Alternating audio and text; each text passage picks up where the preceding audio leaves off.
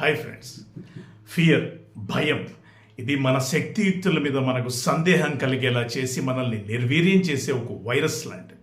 మనం ఏ పని చేయకుండా చేస్తుంది, మనల్ని ముందుకు పోనీకుండా ఆపేస్తుంది, మనల్ని తన చెప్పు చేతుల్లో ఉంచుకుని కీలుబొమ్మలా చేసి ఆటాడిస్తుంది. భయం అనేది మన మనసులోకి పెద్దగా గర్జిస్తూ ఏమి రాదు, చిన్నగా గొణుక్కుంటూ వస్తుంది. మన మంచి కోసం ఒక రహస్యం చెప్పినట్లు కనిపిస్తుంది.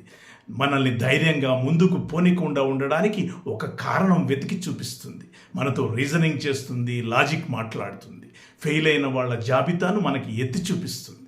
కాబట్టి చాలా జాగ్రత్తగా మనం దీన్ని డీల్ చేయాలి ఫ్రెండ్స్. ఎందుకంటే భయం అనేది మనకు పుట్టుకతో వచ్చింది కాదు.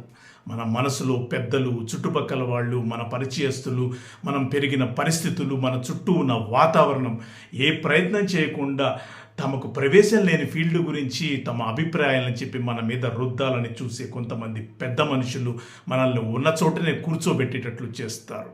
మన మైండ్లో ఒక ఫియర్ అనే ఒక ప్రోగ్రాం రాసి పడేస్తారు. మనకు సొంత ప్రోగ్రాం లేకపోతే వాళ్ళ ప్రోగ్రాంతోనే మనం నడవాల్సి వస్తుంది. చిన్న జీవితానికి అలవాటు పడిపోతాం. ధైర్యాన్ని అలవాటు చేసుకోవాలి, భయాన్ని వదిలించుకోవాలి. మొక్కలోనే భయాన్ని తుంచి వేయకపోతే అది పెద్దగా పెరిగి మానే కూర్చుంటుంది. మనం ఎన్నటికీ దాన్ని వదిలించుకోలేని పరిస్థితిని కలిగిస్తుంది. ఎంత నాలెడ్జ్ ఉన్నా, ఎంత టాలెంట్ ఉన్నా, ఎన్ని స్కిల్స్ మన దగ్గర ఉన్నా భయం కనుక ఉంటే మనం ఏమీ చేయలేం. ఏది దగ్గర లేకపోయినా ఒక ధైర్యం ఉంటే చాలు, అన్నింటినీ సాధించుకోవచ్చు. కాబట్టి ధైర్యంగా ముందుకు నడవాలా. భయం అవతలనే విజయం ఉన్నదని అర్థం చేసుకోవాలి ఫ్రెండ్స్.